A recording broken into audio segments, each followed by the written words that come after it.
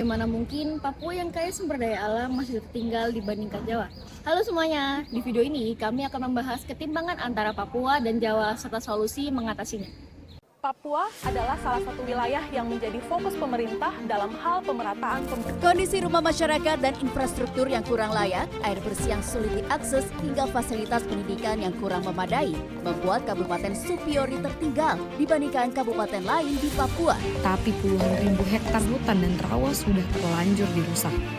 Sedangkan di Bovendigul dan Lati, masyarakat adat, mama-mama Papua kaget dan cemas mendengar hutan dan rawa sagu yang selama ini jadi sumber pangan dan penghidupan mereka terancam diganti. Selama ini pembangunan masih terpusat di Jawa. Sebagian besar industri, investasi, pendidikan, dan infrastruktur berkembang di Jawa. Sementara Papua masih menghadapi keterbatasan akses pendidikan, kesehatan, dan transportasi. Menurut kami, akar utama permasalahan ketimbangan ini adalah pembangunan yang terlalu Jawa sentris. Pusat ekonomi, investasi, dan infrastruktur lebih banyak terkonsentrasi di Jawa, sehingga daerah seperti Papua berkembang lebih lambat. Papua memiliki potensi yang sangat besar, terutama dalam sumber daya alam seperti nikel, tambang, batu bara, dan juga emas. Namun, potensi tersebut belum diikuti pemerataan kesejahteraan bagi masyarakat lokal. Karena itu, solusi pembangunan tidak cukup hanya membangun infrastruktur, perlu dilakukan perluasan akses pendidikan, kesehatan, dan peluang ekonomi bagi masyarakat Papua.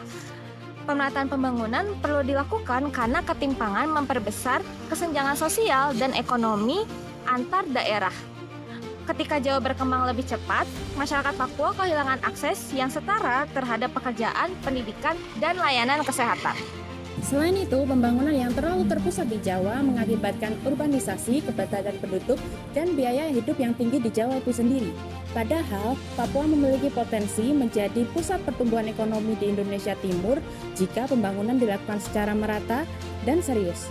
Sebenarnya, pemerintah sudah melakukan beberapa upaya seperti pembangunan jalan untuk Trans Papua, pelabuhan, bandara, dan jaringan internet. Infrastruktur ini penting untuk membuka akses dalam bidang kesehatan, pendidikan, dan ekonomi di Papua.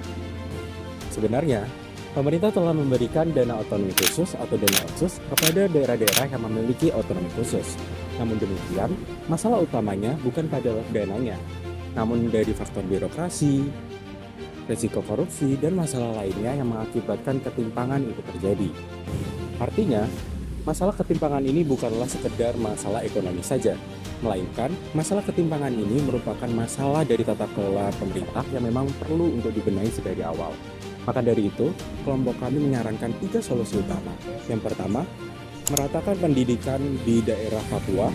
Yang kedua, melibatkan masyarakat lokal dalam investasi-investasi yang dilakukan oleh pemerintah.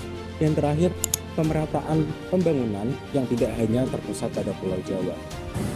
Dengan demikian, masalah ketimpangan ini bukanlah masalah ekonomi belaka, melainkan masalah yang lebih kompleks.